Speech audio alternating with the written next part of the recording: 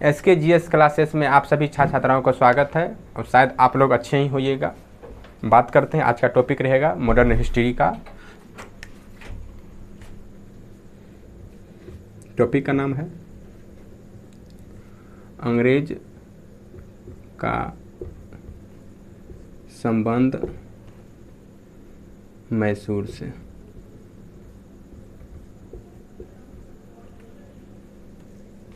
बात करते हैं इसमें मैसूर का। जब ही बात आ जाएगा तो मैसूर में जो भी चर्चा किया गया है तो इसमें आपको हो जाएगा पहले हैदर अली। हैदर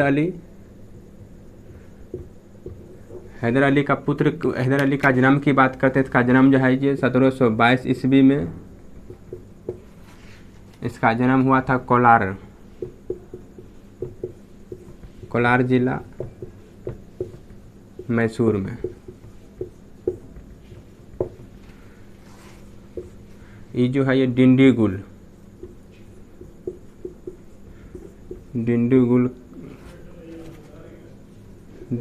किला का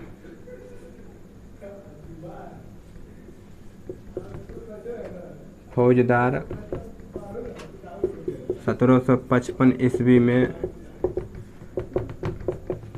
बना था।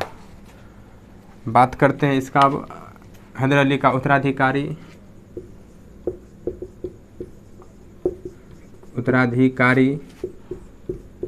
इसका पुत्र टीपू सुल्तान बना था। और टीपू सुल्तान ने ही अपनी राजधानी जो है ये, टीपू सुल्तान की बात किया जाए तो टीपू सुल्तान ने अपनी राजधानी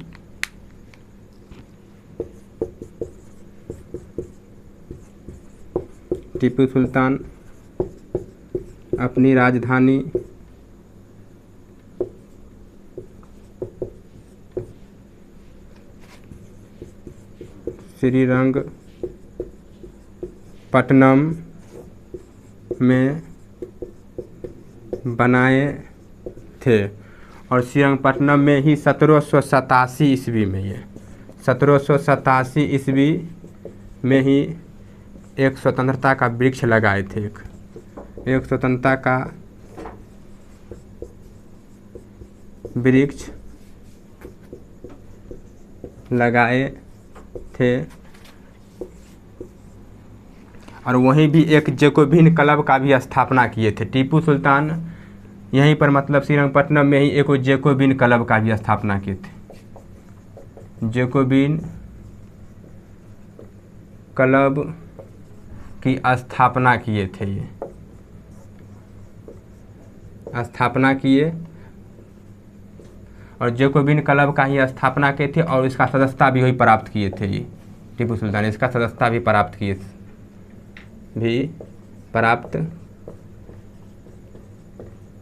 थे। बात करते हैं अब टीपू सुल्तान के बारे में। था सुन लीजिए। टीपू सुल्तान का मतलब हैदर अली जो है इसका जन्म जो है कोलार जिला मैसूर में हुआ था। और इसका जन्म 1722 ईस्वी में हुआ था। और टीपू सुल्तान जो है ये, तो हैदर अली की बात करते हैं। हैदर अली जो इसका जन्म हो गया था। उसके बाद और 1755 ईस्वी में डिंडीगुल किला का फौजदार बने थे। और हैदर अली की बात किया जाए तो हैदर अली जो है ये बेटा उत्तराधिकारी इसका पुत्र टीपू सुल्तान बना था। और टीपू सुल्तान ही अपनी राजधानी जो है ये श्रीरंगपट्टनम बनाए थे। और 1787 ईस्वी में एक स्वतंत्रता का वृक्ष टीपू सुल्तान जो है श्रीरंगपट्टनम में लगाए थे। और श्रीरंगपट्टनम में ही जैकोबिन क्लब की स्थापना की। जैकोबिन क्लब का सदस्यता भी यही प्राप्त किए थे।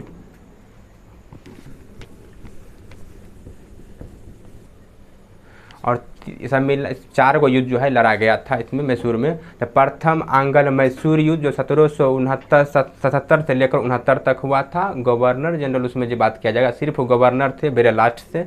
फिर दूसरी आंग्ल मैसूर युद्ध जो इसको जो मतलब 1780 से लेकर 1784 ईस्वी तक हुआ था। और 1784 ईस्वी तक हुआ था। इसी बीच में जाइए इनको हैदर अली का मृत्यु हो गया था 1782 ईस्वी में।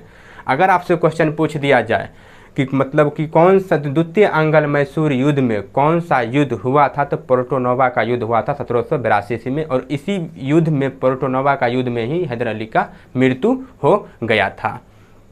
फिर तृतीय आंग्ल मैसूर युद्ध की चर्चा किया गया। तृतीय आंग्ल मैसूर युद्ध जो आप मतलब आपको जो है 1791 से लेकर के 1792 तक हुआ था। और चतुर्थ आंग्ल मैसूर युद्ध की बात किया जाएगा। चतुर्थ आंग्ल मैसूर युद्ध आपको 1799 ईस्वी में हुआ था और इसमें आपका गवर्नर जनरल जो थे वेलेस्ली थे और वही वेलेस्ली जो सहायक संधि लाया था आंग्ल मैसूर में। और इसमें आपको कौन थे? वेलेस्ली। आइए, प्रथम आंग्ल मैसूर युद्ध 1767 से लेकर 69 तक हुआ था। इसमें मेरे लास्ट थे और ये युद्ध आपको चाहिए अंग्रेज थे। इसमें हैदर अली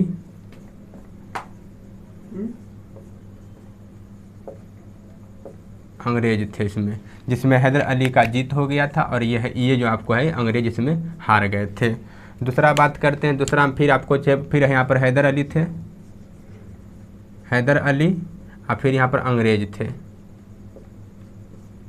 जिसमें हैदर अली ये हार गए, अंग्रेज इसमें जीत गए थे ये। और यही मतलब कि द्वितीय आंग्ल मैसूर युद्ध में एक पोर्टो नोवा का युद्ध हुआ था। ये पोर्टो नोवा का युद्ध 1782 में हुआ था और इसी 1782 ईस्वी में ही हैदर अली की मृत्यु हो गई थी।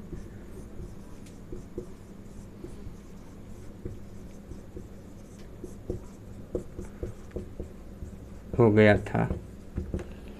फिर तृतीय आंग्ल मैसूर युद्ध मतलब कि 1790 से लेकर 92 तक हुआ था। इसमें गवर्नर जनरल जो आपको कॉर्नवालिस थे। और चौथे आंग्ल मैसूर युद्ध 1799 में हुआ था। इसमें आपको वेलेस्ली थे और वेलेस्ली ही सहायक संधि लाए थे। ये सहायक संधि लाए ये। और आपको कॉर्नवालिस की बात किया जाए, कॉर्नवालिस आपको अस्थाई बंदोबस्त जो लाए थे मतलब 1793 ईस्वी में। और इसी अस्थाई बंदोबस्त में जमींदार को 90% लिया करते थे और खेतिहर यानी किसान को आपको है 10% दिया करते थे ये।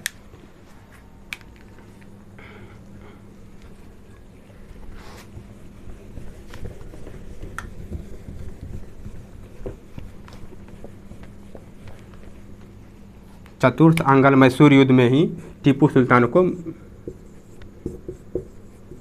सुल्तान मारा गया था ये 1799 ईस्वी में।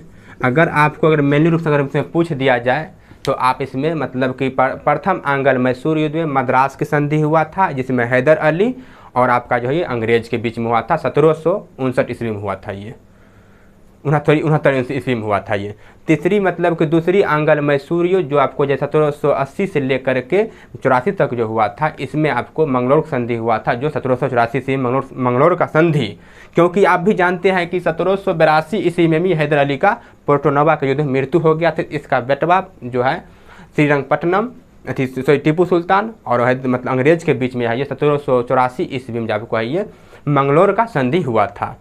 तीसरी की बात किया जाए, तीसरी आंग्ल मैसूर युद्ध में जिसमें श्रीरंगपट्टनम संधि आपको 1792 ईस्वी में हुआ था। और यही श्रीरंगपट्टनम तीसरी आंग्ल मैसूर युद्ध में ही जब ये युद्ध हुआ था, इसमें टीपू सुल्तान पर जब संधि किया गया था 1792 ईस्वी में श्रीरंगपट्टनम संधि, इसी संधि के माध्यम से उसको कहा गया टीपू सुल्तान को कि अगर आप 3 करोड़ रुपया आप हर्जाना के रूप में नहीं देते हैं तो आपका 2 पुत्र कब्जा में रहेगा। और अंग्रेज के अंदर में टीपू सुल्तान का 2 पुत्र कब्जा में था और जब ये 3 करोड़ रुपया जब ये देंगे तब इसका पुत्र को जो है ये रिहा किया जाएगा। चतुर्थ आंग्ल मैसूर युद्ध जो है ये इसमें मेनली रूप से इसमें संधि की बात नहीं किया गया है। अगर ऐसा क्वेश्चन कभी पूछ दिया जाए तो आप सहायक संधि मार करके आप जो 1799 ईस्वी में आप निकल सकते हैं, ऐसा कोई दिक्कत वाली बात आपको नहीं होगा। और इसी के साथ जो है ये और टीपू सुल्तान को ही शेर ए मैसूर कहा जाता है। ये क्यों कहा जाता है? तो शेर और एक दिया है ए और मैसूर दिया है, मतलब शेर मतलब कि यही मैसूर का टीपू सुल्तान ही कहे थे क्या कि 100 दिन चूहे के भांति जीने के तरह है कि एक दिन आप शेर के तरह जिए। यही बात टीपू सुल्तान कहते और टीपू सुल्तान ही बादशाह की उपाधि धारण किए थे। और बात करते हैं टीपू सुल्तान का। टीपू सुल्तान का जो झंडा जो मतलब कि राजसी झंडा था, उस झंडे पर शेर का जो है ये चित्र बना हुआ था, शेर का चित्र। जिस तरीका हम लोग को राष्ट्रीय झंडे पर जो है ये मतलब कि चक्र का जो चित्र दिया है, ये उसी प्रकार टीपू सुल्तान के राजसी झंडे पर ये शेर का जो है ये चित्र बना हुआ था। और टीपू सुल्तान की बात किया गया है तो टीपू सुल्तान जो जब मरे थे चतुर्थ आंग्ल मैसूर युद्ध में, तो उस समय बेलेजली जो है गवर्नर जनरल थे, और यही बेलेजली आपको चाहिए सहायक संधि लाया था ये। और सहायक संधि जब ये लाया था तो, लेकिन अगर आपसे यहाँ अगर क्वेश्चन कभी बाय मिस्टेक यहाँ से पूछ दिया जाए एग्जाम में कि सहायक संधि सबसे पहले लाने वाले व्यक्ति कौन थे, तो सहायक संधि सबसे पहले लाने वाले व्यक्ति आपको चाहिए डुप्ले थे। ये कौन थे? ये डुप्ले थे ये। और यहाँ से एक क्वेश्चन और भी बन सकता है आपको कि सहायक संधि का आविष्कार किसने किया था, तो ये भी आपको डुप्ले की था। ये एक यूरोपीय मतलब व्यक्ति थे ये। अगर आपसे ये भी क्वेश्चन पूछ दिया जाए कि सहायक संधि के तहत स्वीकार करने वाला पहला राज्य कौन था, तो आपको पहला हो जाएगा हैदराबाद, जो 1700 जो आपको है ये 98 ईस्वी में ये सहायक संधि स्वीकार किया था। और इंदौर का जो होलकर ये सहायक संधि स्वीकार नहीं किया था। और इसी के साथ ये जो यहाँ का क्लास जो आपका है ये आज का क्लास मतलब कि समाप्त होता है ये। जय हिंद, जय भारत। और जितने भी विद्यार्थी भाई लोग हैं इसमें आप साथ सब्सक्राइब कर दीजिए और चैनल को मतलब कि बेल आइकन बटन को दबाया कीजिए और लाइक सब्सक्राइब कीजिए और बेल आइकन बटन दबाइए। और इस वीडियो का शेयर से ज़्यादा से ज़्यादा आप लोग शेयर भी कीजिए। नया चैनल है, आप सब शेयर कीजिए। अब आप लोग को ही सहयोग से और मतलब जो है ये अपने भाई को आप ऊपर बढ़ा सकते हैं।